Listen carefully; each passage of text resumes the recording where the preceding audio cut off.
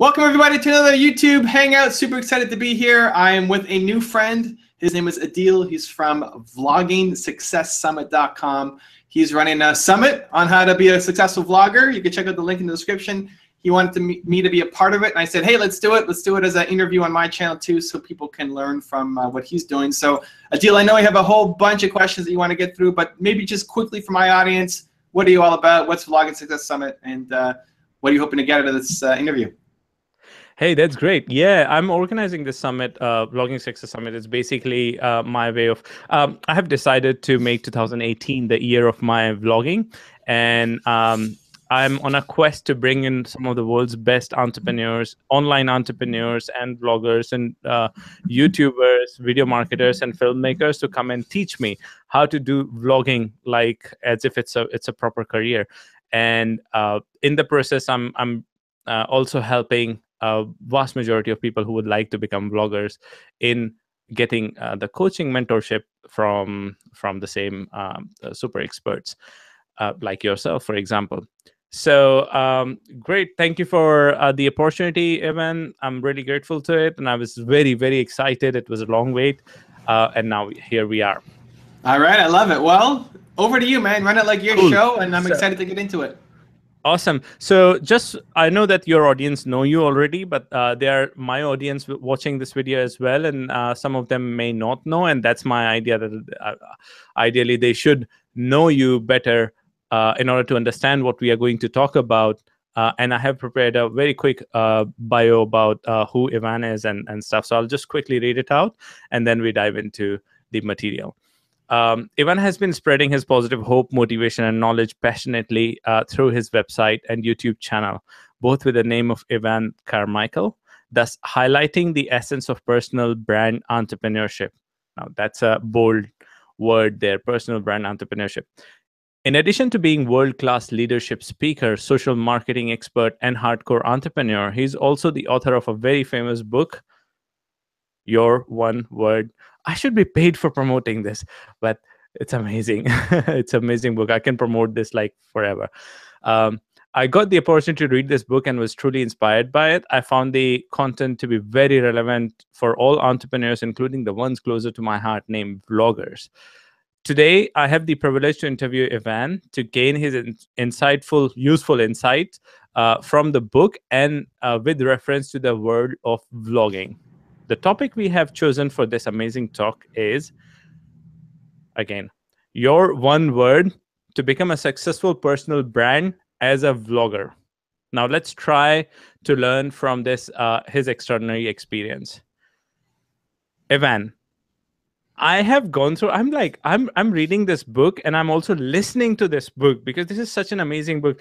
And it's a big read. And I think it's not one of those crispy, easy to finish books. It needs you to sit down and think. There's so many questions we ask ourselves, and it's impossible to ignore them. So it was difficult for me to summarize this book into one paragraph or something. So I'm going to pass the ball to you to help me a little bit in summarizing it for the audience.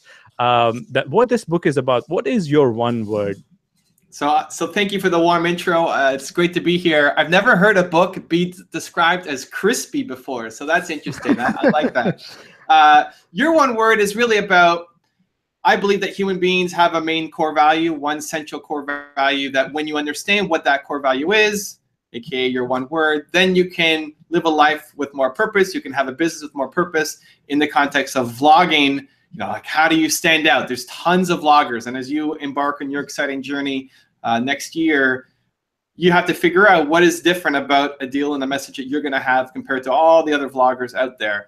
And so I think most people feel like they have more potential inside of them. They feel like they haven't come close to their ceiling, but they don't know how to get to the next step. They don't know how to rise above. And a lot of times we're making decisions based off of other people's expectations, needs, wants, desires, as opposed to us saying, I'm in charge of my life. I'm doing this for me. Here's my plan.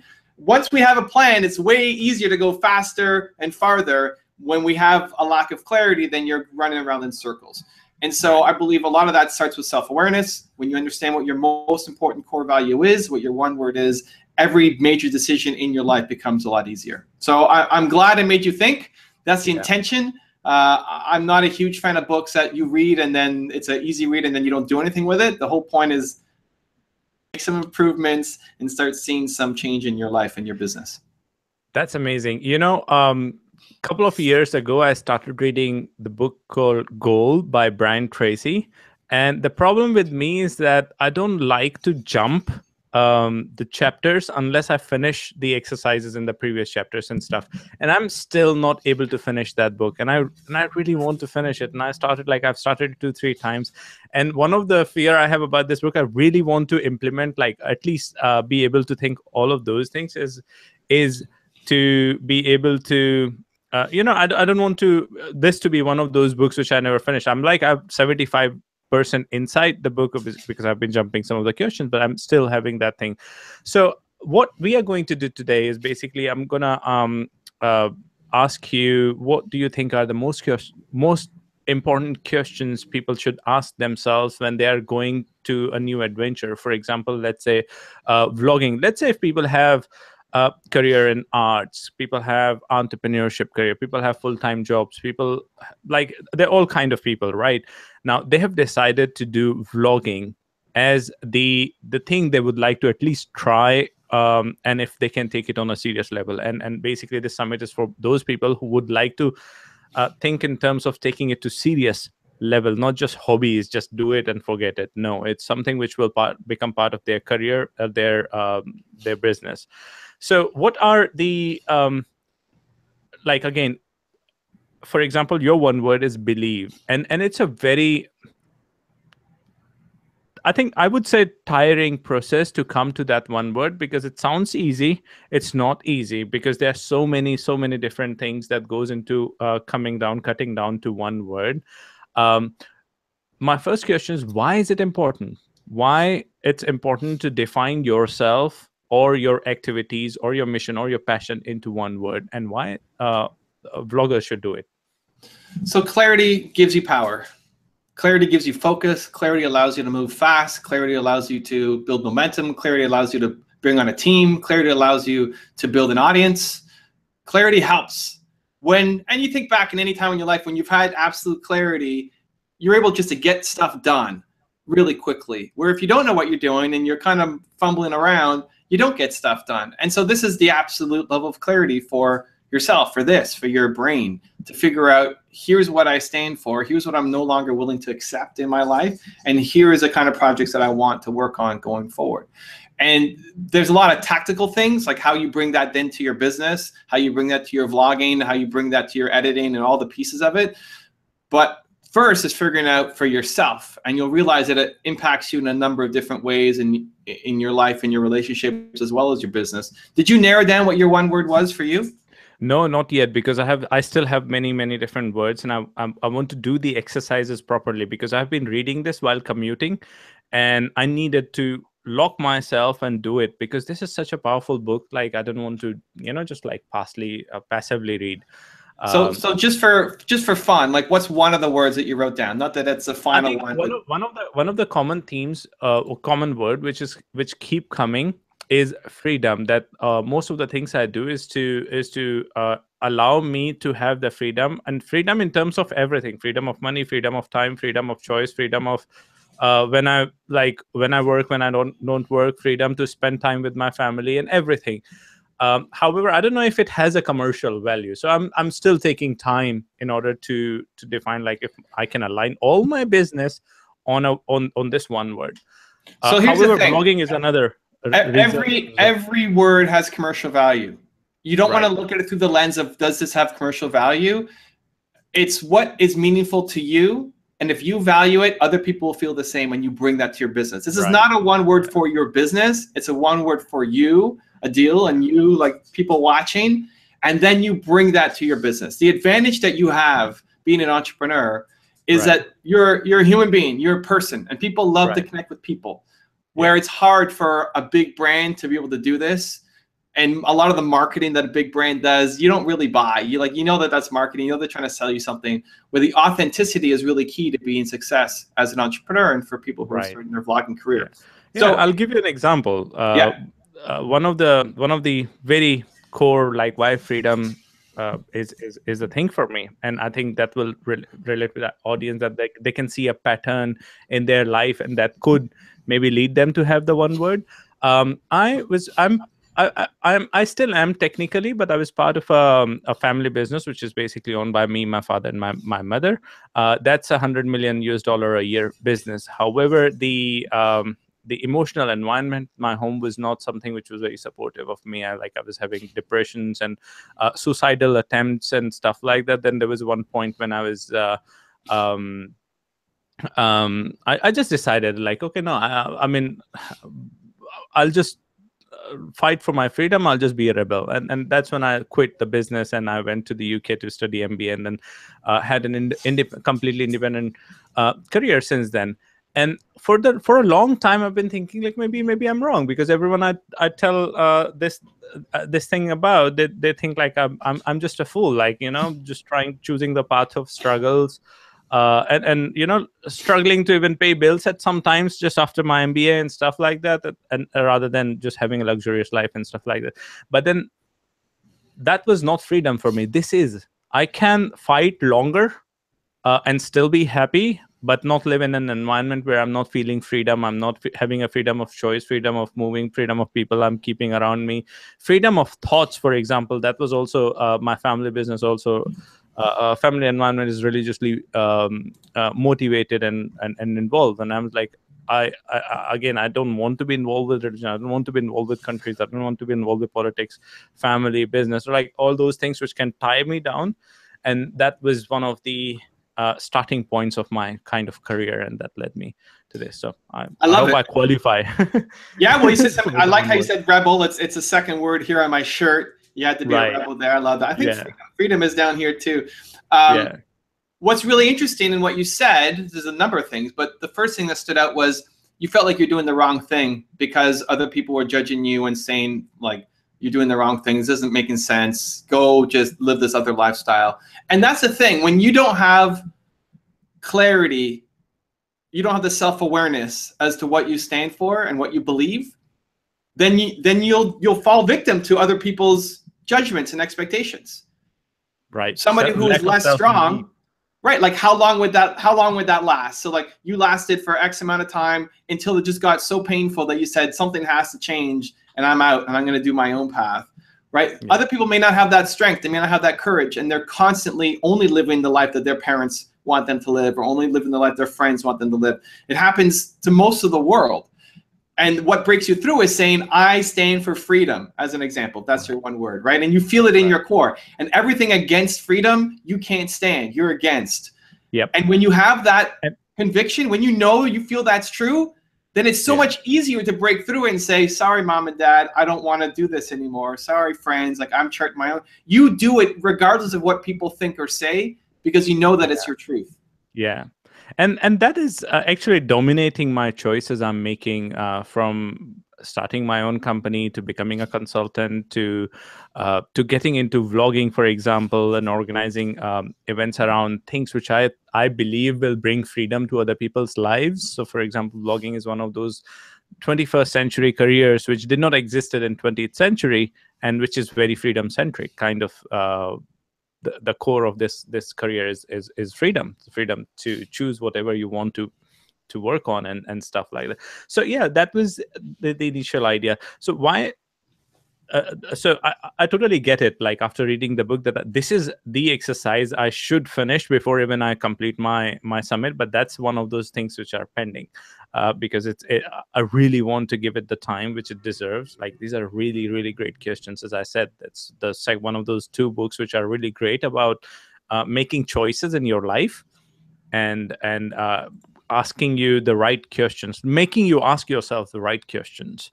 And stuff like that. So, Evan, I would like to. You have huge experience with YouTube. You have huge experience with entrepreneurship, and especially online entrepreneurship. A lot of vloggers I came across, they are maybe they have a lot of diverse topics covered, or they may not have the businesses they desire behind the audience they have already built. Now, there are, of course, exceptions, like let's say Sean Connell is doing exceptionally well in having the audience and then monetizing it as well and building the business side as well. But there are a lot of vloggers who would like to benefit from it. And from this, I got the idea that you believe that if they have this one word, the whole journey of them figuring out from deciding the topic, the niche they should market to or they should target to what actions they should take, to what team they should build, to what products they should create, are all tied up with your one word. Yeah, so if I'm looking at how do I apply this now to a vlogging kind of career, I would look at two things. One, from the perspective of the actions that you're going to take, like what you're going to film and how you are going to feel rich in doing this. So if somebody's word was freedom, as an example, it's a good one, we can run with that. Then think about, how do I inject freedom into my own life every day? And that's what I want to document. Because if you are just doing the same thing that everybody else is doing, or you're being told like, this is the only way to do it, Adil, you have to do it this way, there's no other way, you're going to hate it. It's just, it's toxic to you, it's poison. So you need to be doing things on a daily basis that give you freedom just for yourself to be happy, right? Yeah. As soon as you feel like it's repetition and just the same thing over and over again, and you're not making your own choices, you're going to grow sick of your own business. And that's what happens to a lot of people. A lot of vloggers, they may have had success on one path, and then they feel like that success is chains for them, that they can't move forward and do something else because they've only done this one thing. And so, especially for someone whose one word is freedom, you know, the actions I take daily, I need to inject freedom on a consistent basis. And so my vlog is not going to be the exact same thing every day. It can't be. You're going to be upset doing it. And so first is just that self-awareness for yourself and for the vloggers watching, that you need to create the content. Mine is around believe. So everything I do is around believe. And so it just gives you clarity of what you're supposed to be doing. Second then comes to the marketing and your audience being able to rally behind what you're talking about, being able to share your message and be able to bring more people in, because you know, people don't have money to go and advertise on a Super Bowl commercial to drive traffic to your vlog, right? You need your audience to talk about you. Right? You need the word of mouth to build. Any entrepreneur does. And so you need to give them a simple message to share. And so for a vlog to take off, it's about storytelling, right? It's about making people feel something, right? And so I should watch your vlogs to feel freedom myself, either to encourage me to do something more to feel freedom, or to encourage my friends to do more around freedom. So that should be ingrained. Whether you come out and say that every time, like, you know, guys, I want you to have freedom. Here's how I'm doing it in my life. Whether it's prescriptive or just by watching you in your day-to-day actions makes me feel like I need more freedom in my life. And so the people who you'll attract are the ones who also value freedom. And for the people who say freedom is stupid, you know, I don't care about freedom. I just want to make as much money as possible. And I don't care who I have to push down to make it happen. Like, you won't resonate with those people. And those people will never come and be fans of your vlogs. You may watch one episode and say, this is the stupidest thing ever, and they move on to something else. That's okay. Like, good. Go somewhere else. Like, we're not going to go well together, right? So basically, it increases the quality of the density of people who are with you. It allows people to understand how you're different. And people can self-select in. Where out of the millions of vlogs that are out there now, if I can't tell the difference between you and somebody else, you're going to lose my attention. Right. And so people can clearly understand, here's what Adil stands for, and then they make a decision. That's for me, I love that. And then you have hardcore fans, or I don't like that at all, and they forget about you, move on to something else. Either way, it's great. You want people to feel something, either like strongly aligned or strongly against, not, oh, that was okay. You know, I feel nothing towards that. Like, you're never going to get that person to be a loyal audience member.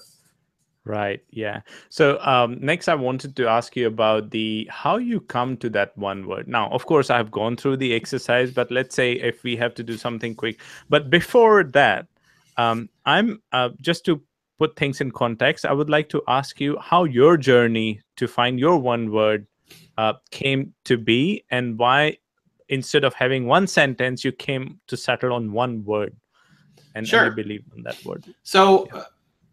it didn't start off as I'm looking for one word for my life. Like that's not the genesis. That's not how it began. It began with I was growing unhappy with my website. I had a website. I have a website. It was doing well. I had a team, and I just felt like I wasn't connected to the work as much. And I felt like I had more potential. I felt like I had success. I wasn't at bottom. I had success, but I knew there was more. I just didn't know how to access that more. And I thought I started with, I need a new slogan for my website. That's how the whole thing started. I need a new slogan for the website. And as I dug into it, I started writing out different things that all tied to like why I did this, why am I doing this, why do I care about entrepreneurs, why is this a passion for me? And I wrote down a list of different ideas. And nothing really stuck out on that first day. And then I came back to it the next day, and in the middle of that page, it said the word believe. The other ones were not just words. It was just like, make a list, just make a list of ideas. And I really like that word believe, but I thought it's too simple. Like one word is too simple. I gotta add something to it. I gotta make it better. Yeah, so I had the same feeling, sensation when I was telling you freedom. I was like, maybe not. I gotta add more meat to it. And it's also it's like it's too bold, it's too big. Like other people have done it. You know, who am I to be the believe guy? And it's interesting how often do we talk ourselves down from big things. It's not even always our parents or our friends. It's ourselves. It's us. We're our worst enemy. Like, why can't I be the believe guy? Why can't I stand for something big, bold, and powerful? Anyway, so and that day I added more. I added a whole bunch of extras. The believe was always a part of it, but I added a few more. I made some sentences. I made some like 3 words, and none of them really resonated with me. And I came back the next day and like, you know what? Like, believe just feels right. And with time, it felt more and more and more right.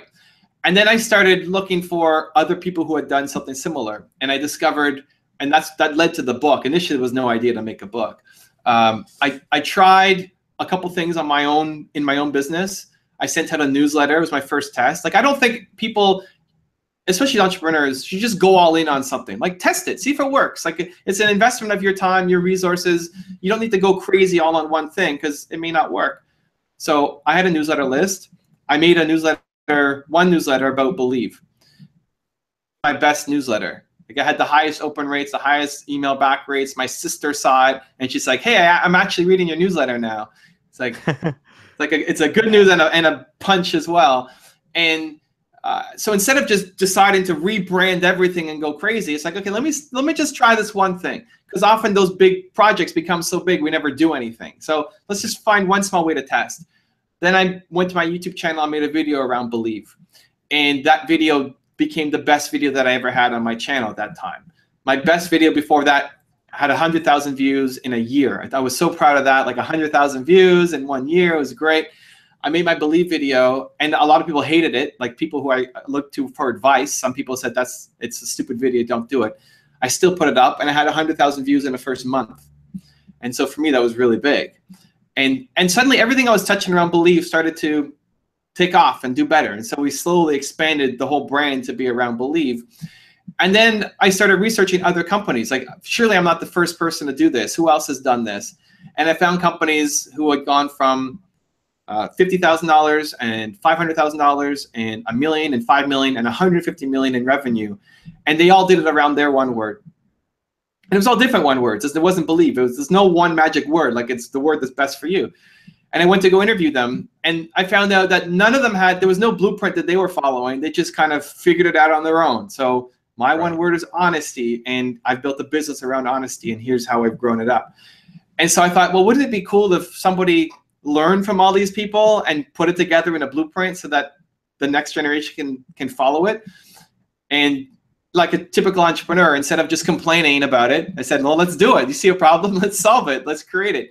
And that led to the one word book. And people who have done it, it's been amazing to see their progress, their growth, entrepreneurs and non-entrepreneurs. The first part is just around finding your one word, which you can then bring to your relationship and your family, and then later into your business. I don't pretend to be a relationship coach or expert, and so the book then gears towards entrepreneurship afterwards. Yeah. But that was my path to figuring out my one word. I believe because for some time I've prepared to get a job, like even though I had no idea at that time where I was going, what I was doing. It was just after my MBA, and I was like, I had to do something. What's next? I've done my MBA. That was like 7 years ago, and I was applying for jobs in the company, and it was like I was all over the places. There were 2-3 kind of jobs I wanted to do, but then there are like 50 different kinds of companies doing those jobs, and it was like really a nightmare. I made like something like 450 applications. Like every single application, I paid attention to writing the CV and stuff, and I didn't even got a single interview call. Maybe it's because of my background or whatever. I never got a feedback either. So I totally believe that if I had my one word at that time, making that choice at searching for the job and appearing for interviews and looking for, like, the right company and appearing with a bang in an interview and in an application, would be skyrocketed, like would be very high quality and stuff, if I had access to this knowledge at that time. So I think definitely people who are not entrepreneur will also benefit from this skill. This is one of those kind of goal setting, but it's even more important than goal setting, because your goals comes after you know what you stand for. And I haven't seen anyone ever before talk about this. It's surprising that there have been so many gurus, there have been so many, like, amazing people out there, but just somehow this point was missed, and I find it very fascinating. So my next thing I'm going to ask is, how did this one word, once you decided the one word, how did it impacted your business and your life? Yeah, so I mentioned some of the examples. I tested on a small scale. I did the newsletter. I did the YouTube video, and all along the way, everything just worked better. Like, we got more attention, more traction. The business was growing. Anything that had believe in it just took off more. And it wasn't because believe is a magic word. It's because it comes from me, because I was more engaged with the content. Like, if you're going to talk about freedom, you're going to just be more excited and more animated and more passionate and more like, you guys have to do this. Where if somebody says, hey, Adil, you need to talk about creativity, you may like creativity, like it's important, but it's not like, it doesn't strike the same chord, right? And so everything worked better because I was more committed to it, and I just loved it more.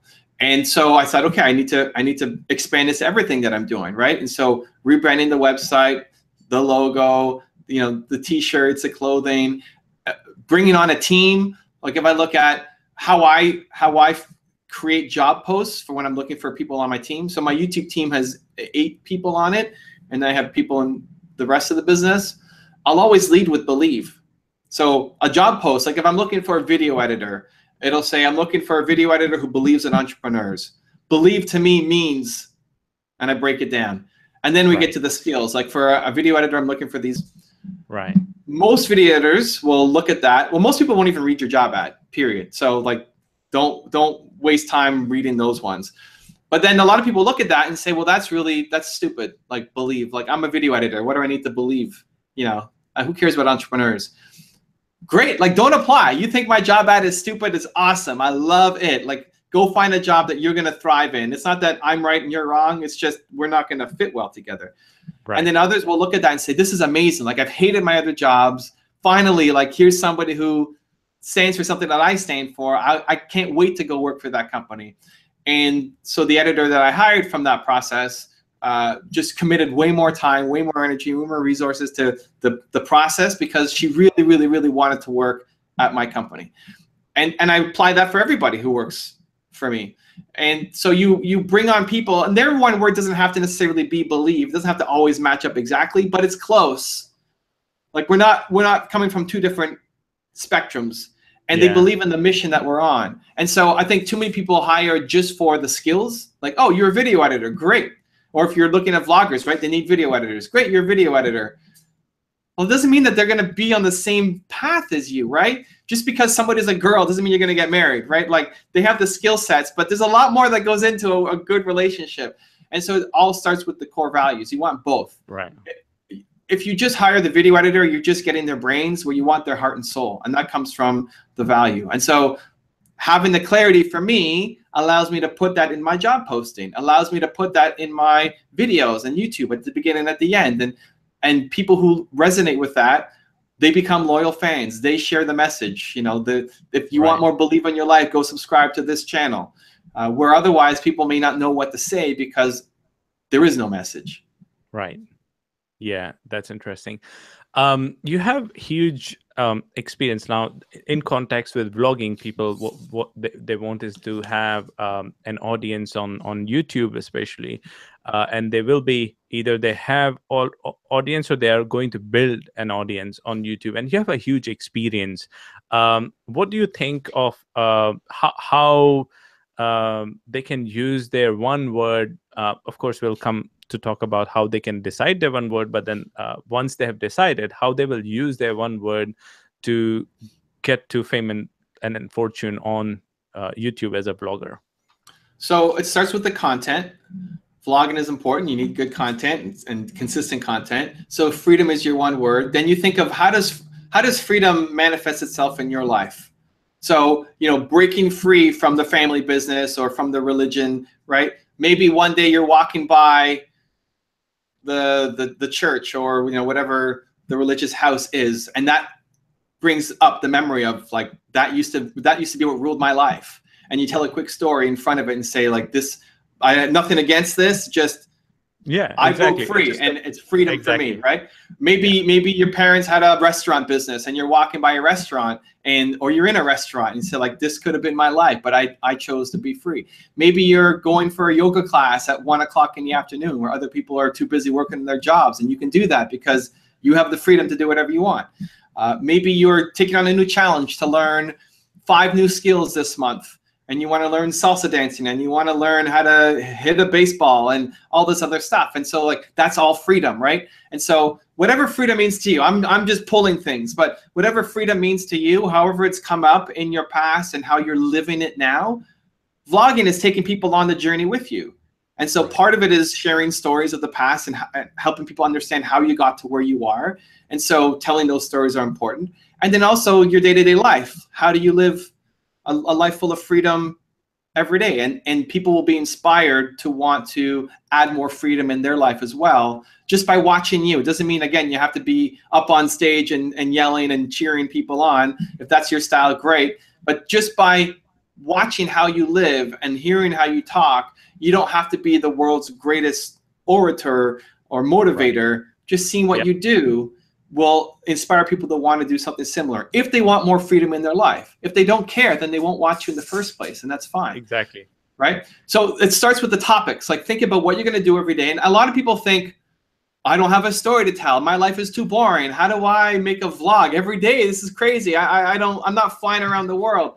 A lot of the things that you do in your day-to-day life is different for people and will make people think. Like, what is your morning routine? What do you do the first thing you wake up every day? Like, you can make a vlog about that. How are you going to spend your day? And again, injecting your one word into it. How does freedom see itself in the day-to-day life for you? For you, it might be not that interesting because you do it every day. For somebody watching, it's like, huh, he does that. That's interesting. And it's interesting. And so like having that theme each day, right, that to kind of bring in is super important.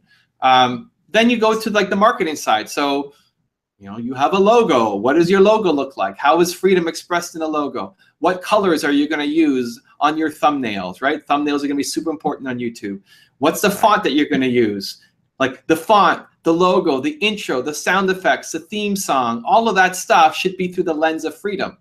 So as an example, on my YouTube videos, I have an airplane that takes off, right? For me, the airplane taking off, it's a paper airplane, represents believe, because it's an entrepreneur, you've got an idea, you want to soar, but you don't have the money because you're starting out from scratch, so you're a paper airplane. And when I was making the intro for my video, we had the airplane flying across the screen, but it sounded like a crop duster. It sounded like this really small little airplane. And I said, no, it's got to, like, what does believe sound like? What does believe sound like? Believe sounds like a jet taking off. And then we had it at the end break the sound barrier. So it's like boom, like it breaks the sound barrier, this little paper airplane, right? That's, for me, that's believe. And so asking yourself that, like, what does freedom sound like? What does freedom music sound like? What does freedom sound effects sound like? Because you got to add all these elements into your video. What does freedom look like for the font and colors? And if you're doing these kinds of interviews for your summit, like, who are the people who represent freedom that I want to bring on as well? We're going to be aligned, right? So all of that, the content, the marketing, everything around it, every decision that you make from a macro view, all the way down to the smallest micro element, like that exclamation point on the thumbnail, can all be seen through the lens of your one word. And when you do that, it's really congruent, it's really powerful, and people will resonate with it if they share similar beliefs. Isn't this kind of micromanaging on that thing? Because, for example, people like me are probably never great at micromanaging things. So is it okay to miss out on some things, or everything has to be like, or eventually everything can become that one thing? So, you know, when you are doing, for the vloggers who are starting up, you're doing everything, right? You're filming, you're editing, you're storyboarding, you're marketing, you're doing everything. And so it's best to do the things that you lean heaviest in. So if you are a great editor, like add a lot of special effects in editing. If you prefer to be a good storyteller, your editing won't be as strong, but you're a good storyteller, right? Yeah. If you love graphic design, like your thumbnail's gonna be really, really solid. So like you have to lean in on the things that you are great at. You still have to know a bit of everything else just to get it up, but you lean in on the things that you're great at. As you start to build up, that's the beauty of having a team that is aligned with your mission, right? So if your video editor also stands for freedom, you let her make those decisions, right? Like freedom, what does freedom mean? And maybe there's a high level discussion around like your logo and your colors and all that, but all the little minor things is like, we need more freedom in the video. What does it sound like? What does the editing look like? What do the transitions look like? And that makes sense when you said that you should hire people who resonate with the theme, with this one word, because then you can just drop the idea on them and then let them figure out, and they can cut down your time, so that you're not micromanaging the things that don't matter. Right to you. And so like freedom, if you then had you know, Halloween bloody font or something coming across, like it may not like, what is that? It doesn't scream freedom to you. But if your editor really loves Halloween and goth and like all this stuff, that's what he or she's going to put in, but it's not the feeling that you want. So you need everybody to be an artist on your team, right? Like you are an artist, you're the vlogger, you're in front of the camera. You need somebody to be the editing and the marketing and everything else to also be an artist and let their craft come up, because you don't know, like you want to hire a video editor who's better than you in editing if you're going to be the storyteller. If you have to tell them what to do, that's going to be a problem because you have very little skills and ideas, right? So you want to let them run with it. Like, here's what we stand for. Here's what freedom means. We want freedom from money, freedom from time, freedom from thoughts. Now show me what that looks like with the sound effect and with visuals, right? Let their artistry come through. And if their one word is totally different, that exercise is going to kill them. Like it won't make sense. It's going to hurt their brain because you're asking them to be somebody who they're not. Yeah. I mean, I can totally imagine there could be someone who has their values opposite of freedom, maybe restriction. They perform best when they're restricted with resources, restricted with on every angle, and that's when they shine. And it's just that I will not be compatible with them in any way and stuff like that.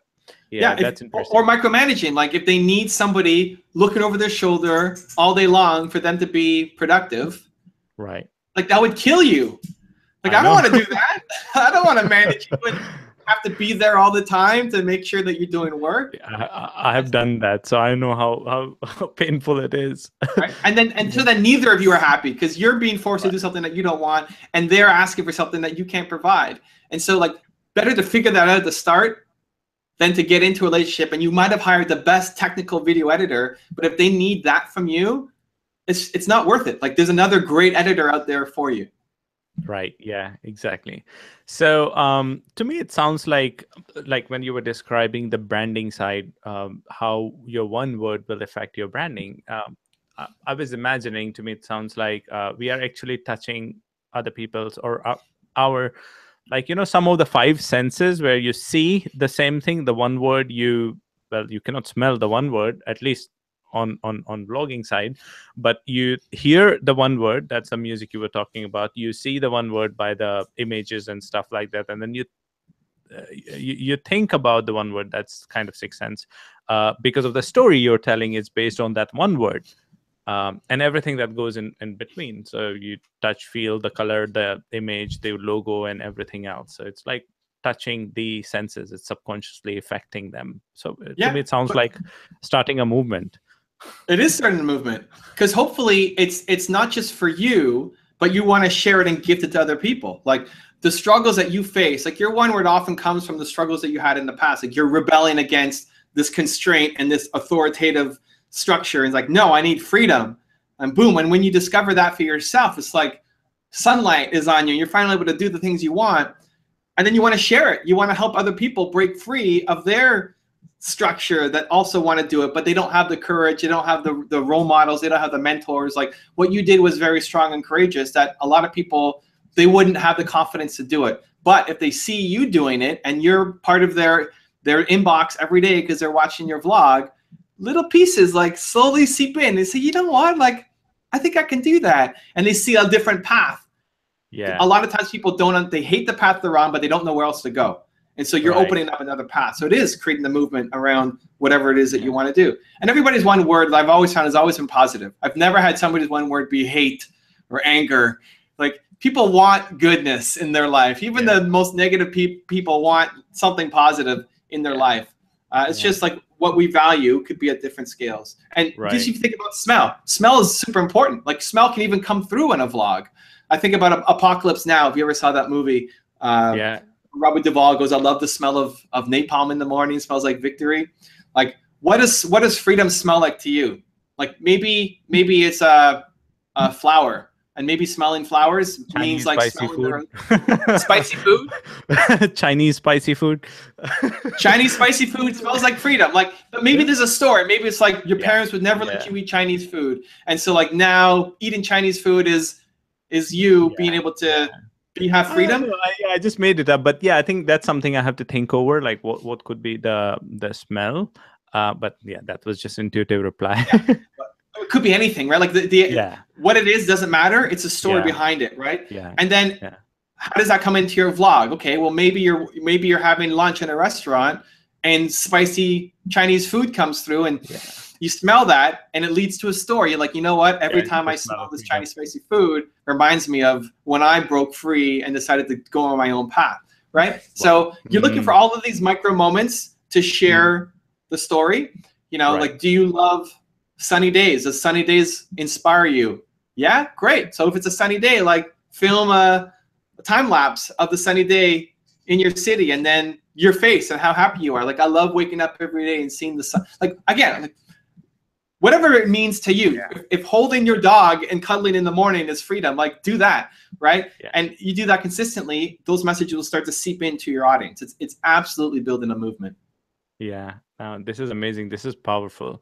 How about, let's say you started a moment, or you went ahead with one word, and later you realized, like, okay, maybe it could be a different word. Is it okay to change your one word with time or not? Yes, and you should. Okay. So if you aren't used to if you don't have a lot of self-awareness, then it can be hard to find your one word at the beginning.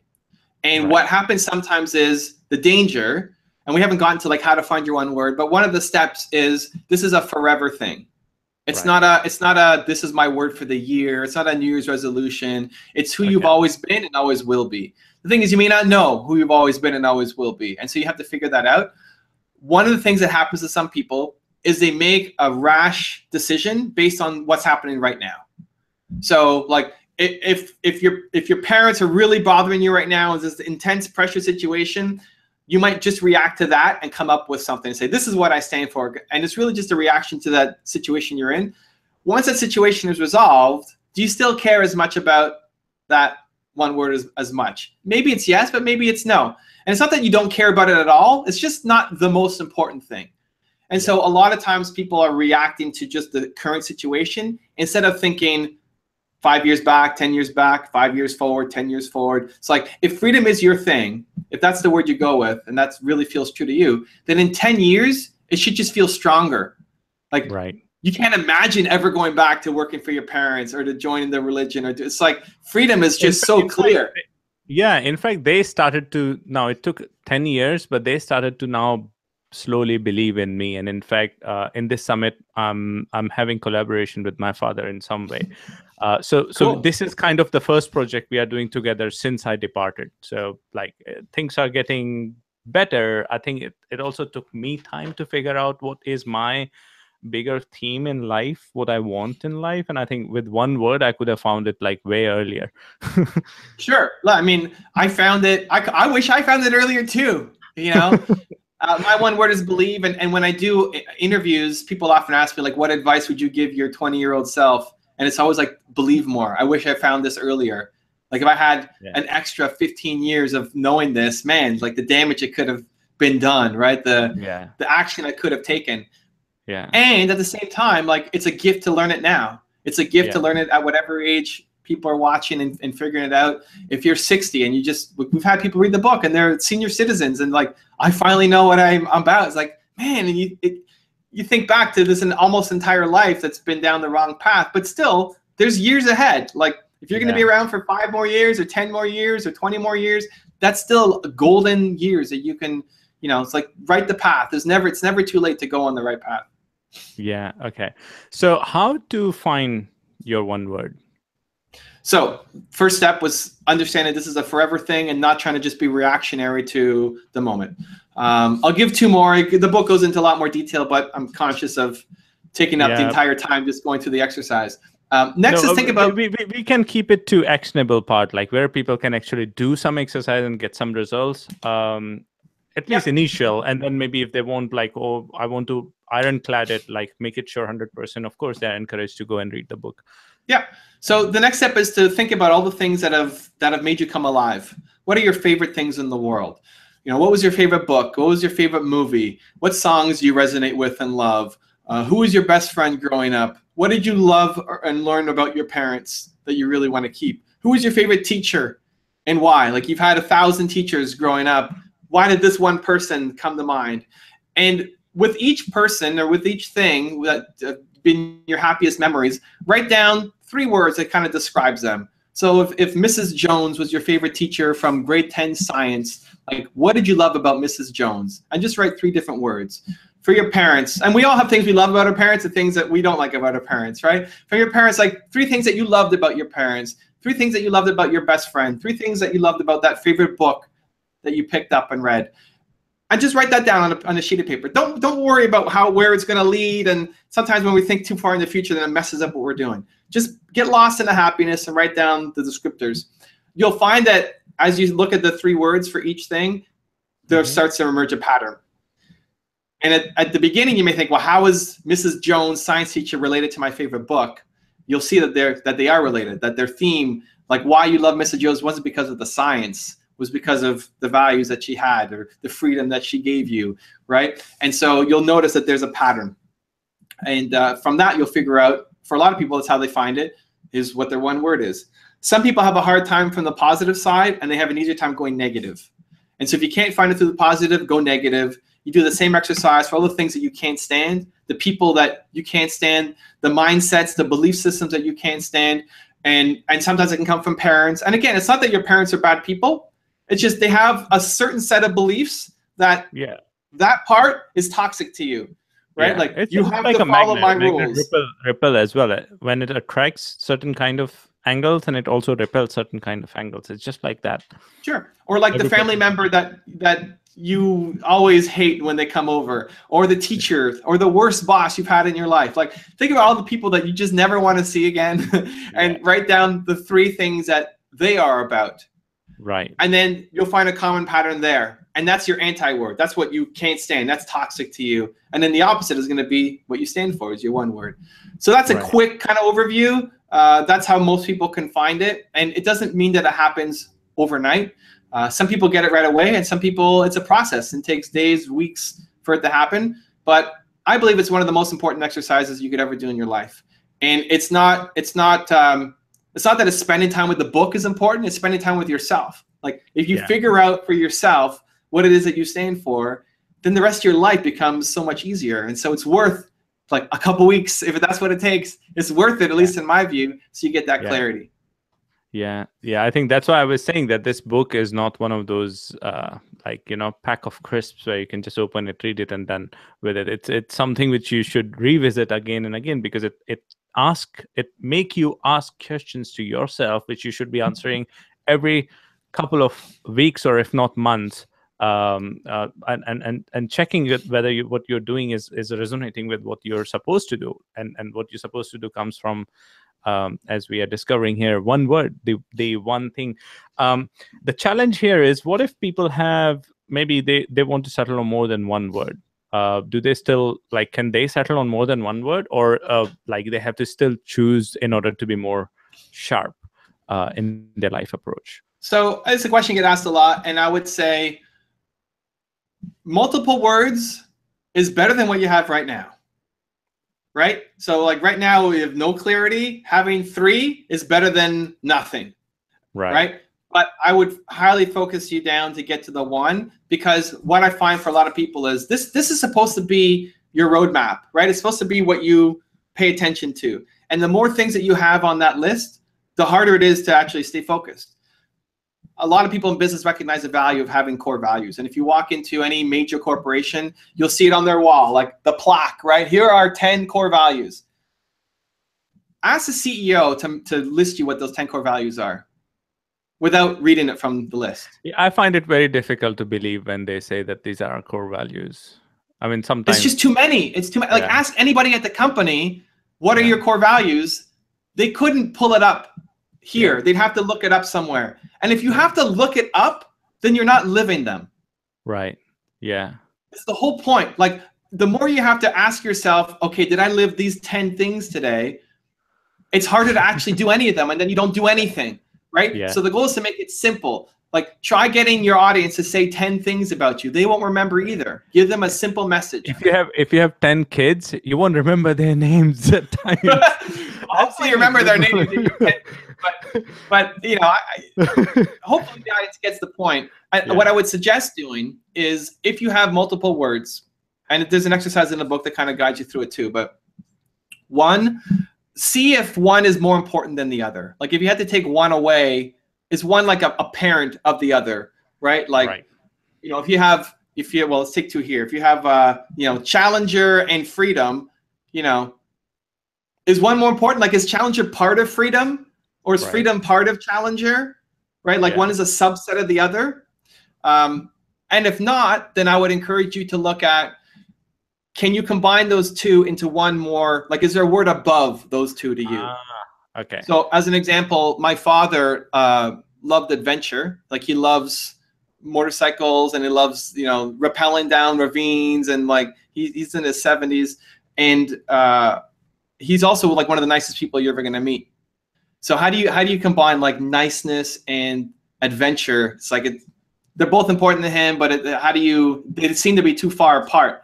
Yeah. And what he did was he combined them under heart. So heart to him means like the niceness, but also like gets your heart beating, like adventure, excitement. Wow. And so he combined those 2 into a bigger one, and what that means. Yeah. And so when you say freedom, as an example, there's a section in the book that talks about it. You're moving from freedom to #freedom. So your word, the movement, is the hashtag with the word. And you get to define what that means. So freedom, if people say, as an example, people will often think about freedom of money and freedom of time, which are 2 of the things you said. You also said freedom of thought, which may not be like an initial thing that people jump to, but for you, it's what freedom means. Right. And so you get to define what your 1 word means to you, and then you share it with your audience. Yeah. I encourage people to have what we call a credo, and you find the 3 things that make up your 1 word. So for you, it might be like freedom from money, from time, from thoughts. Yeah. There might be something else with more thought around it, but having another pattern I found in my life, which was giving me the 2nd word, which is as strong a contestant as freedom, but I can easily now, after hearing you say that, I can put it as a subset, but which is radicalism. So I'm attracted to radical careers. I'm attracted to radical people. I'm attracted to people who are thinking different, who are challenging the norms. Now, not in the criminal or not in the threatening or aggressive way. Sure. in a non-aggressive. I'm against aggression. Non-aggressive way, challenging the norms. So things like nomad capitalism and concepts like these are very appealing for me. Homeschooling kids is very appealing for me because Yeah. for me it's a radical idea that, like, come on, we grew up like for centuries studying in school, but then realizing that that's a product of industrial revolution or industrial age, and we are still producing humans as products of industrial age. So homeschooling is a good alternative to that. So things I love like it. that. So This is great. So now let's bring this to the vloggers. Let's bring this to your vlog. What I want you to do is have your one word and then the three things that make it up. So if your one word is freedom, and if you think radical kind of fits as a child of freedom, figure out what the other two children are, and then that's what you stand for. You're going to bring everything you do. You bring them to the vlog. So yes, you're talking about freedom, and you're talking about, you know, your story and your parents and your religion and all that stuff. Radical is a different approach. So now what you're also sharing is new ideas that other people are bringing up. So, you know, homeschooling, you know, maybe you have kids, maybe you don't have kids, but you're going to inject new ideas, new radical ideas in every episode, or in every second episode, or every third episode, or once a week, or whatever it is. Now, when I'm coming to your site or your channel to pay attention to you, I'm not just getting the feeling of freedom. I'm also getting introduced to new ideas that I may not have thought about before. Huh, homeschooling, that's interesting. Huh, that's cool. Like, maybe I should look into that. And every couple weeks, you're sharing something new that you just find interesting. And for you, you like it. It's natural. You like doing that research isn't work, because you love learning about new radical approaches and ideas, right? And so now you're not just a vlogger. You're also the vlogger who shares radical ideas and talks about freedom. Now you're starting to stand out from everybody else. And it's easy to, like, the people who just want to do things the way things are always done and follow the system and follow the rules, like, they're not going to like you, which is fine. And you probably secretly, you like that a little bit. You don't want those guys to like you, right? You're trying to break the rules. But a lot of the rule breakers, the rebels, the challengers, the radicals, they're going to follow you because you made it easy to say, here is a home for you, and I'm going to give you inspiration and ideas to help you grow. Wow, this is amazing. I'm feeling emotional right now. I'm just stopping myself from crying, because this is suddenly like months and months of thinking you just cut down for me in just like in 2 minutes of talk, like how to fix that, how to like combine these, I'm interested in like hundreds of things, and then like, come on, they will totally break the theme, but now everything comes together. Now all the things I'm interested in are different ideas which people don't have, and then I can relate it with freedom, that gives you freedom to think, freedom to think and freedom to act on thing and make your own destiny and stuff like that. And that could be a great idea for my vlogging channel. And like, I'm getting emotional listening to you getting emotional, right? Like, it means you're on the right path, right? And you want to bring that to any work that you create, whether it's vlogging or something else. When you're talking about things that are important and emotional to you, that'll translate to the audience. When you're forcing yourself to do something that you don't like doing just to try to get views or just because you need content, that's when you start to lose the game. And so if you can figure that out, so like freedom, radical, and like what the other two are, and then try to find ways to inject that into your vlogs consistently, it'll be meaningful to you. It'll be a contribution to the world. Hopefully something like, with the things that I make, I want my grandkids to see it. You know, I don't have grandkids yet, but I want my grandkids to see this interview. Like, I want to be proud of every piece of content that I make. I want Believe to flow through everything that I do. And so, you know, I encourage vloggers the same thing, not just put up content, but it's meaningful content. And if it means something to you, if you're getting emotional about what you're making, I guarantee you, if you do that consistently, it'll translate to your audience and they'll love you for it. Right. Yeah. Also makes sense that as a vlogger, if I later on decide to create multiple channels on YouTube, or maybe, you know, start a non-vlogging channel and stuff like that, still give me an overall theme, because I will still have to show my personality, or I have to make choices. Okay, what channel will I have? It has to be within the things I'm consistently happy about, passionate about, I'm naturally inclined towards, and it just makes it so easy for me to say no to so many things which I was reluctant to say no to before. This is amazing. And you can say no and give them a good reason. You can say no without hurting feelings. You can say no because you can say, you know what, I love the idea that you're working on. I really value my freedom. It's the most important thing to me. And I feel like this will just constrict me too much. So like, much love, best of luck on your project. It's just not going to be for me. And it's easy to understand. They say, yeah, I can see how that would tap into your freedom, right? And so instead of saying, no, this is not right, this is stupid, or taking it on and then realizing, man, I knew, like, I should have trusted my gut. I knew that wasn't going to be a good fit for me. Being able to help others to understand you makes your life easier too. For you to understand yourself makes your life easier for you, but to help others understand you makes your life easier because you got to deal with all these people as well. And it's great to bring on a team that already feels the same way. But there are some people that, you know, like your family, you can't pick them. That's your family. You know, you got them for life. And so I'm lucky. My wife totally believes in me, and my parents, who were not believing in me, were far from me, and now they started to slowly believe in me, and then eventually they will end up. Hopefully, they will end up believing in me, and then everything will become so harmonic. Right. You know. But even them knowing that you're about freedom, it's why, like, maybe they have these hurtful feelings of why you left the business or you left the religion, and they can't understand it.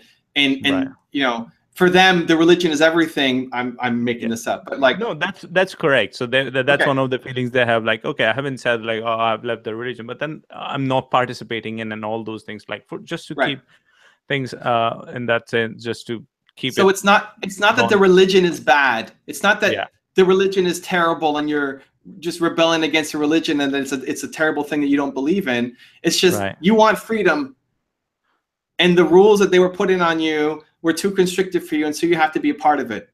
Yeah. Right. And so just helping them understand and see that can help heal as well. The damage. Yeah. This is amazing. I mean, I think like I wish we had this discussion a long time ago, and I wish I had this book when I started reading books long time ago. So I would put this above Brian Tracy's Goals among all the books I've read. And the Goals is like quite high on my like top of the books I recommend always. So this one is really amazing and highly recommend. All right, so I think we are done with our time here. It was amazing talking to you. Happy to have this discussion today. And is there anything I can do for you? I'll be very happy to be part of anything like that. From the community, from the vlogging community, I would like to say thanks. Well, thank you, man. Thank you for following your curiosity and then trying to give back to the community as well, right? I think there's a lot of people who want to be vloggers or who want to take it more seriously, and they don't have the inspiration or people who believe in them. They may look up to like a Casey Neistat and like that's the ultimate, but like how do I go from here to somewhere even close to that? And I'm a fan of what you're doing, and I feel the genuineness, and I'm excited to follow along. 2018 when you start your vlogging challenge. I'm gonna keep you updated. Yeah. You're part of it. Man. You're part of it. You're one of the teachers, mentors, and there's huge inspiration. In fact, this session is going to be on the first day of the summit because I think every person should attend this. Like, this is the must attend. You need to have your one word, otherwise you will struggle to have your vlog like found out of like hundreds of thousands of, I think 100 million vlogs. I may be wrong, but like whatever, plus vlogs, there's so many out there, but I think you can just be unique and then make your space. This is the must attend session of the whole summit. Cool. Well, thank you for the love, man. I'm wishing you lots of luck for the summit. All right. Thank you very much. Great. Good luck. We'll talk to you soon. See you.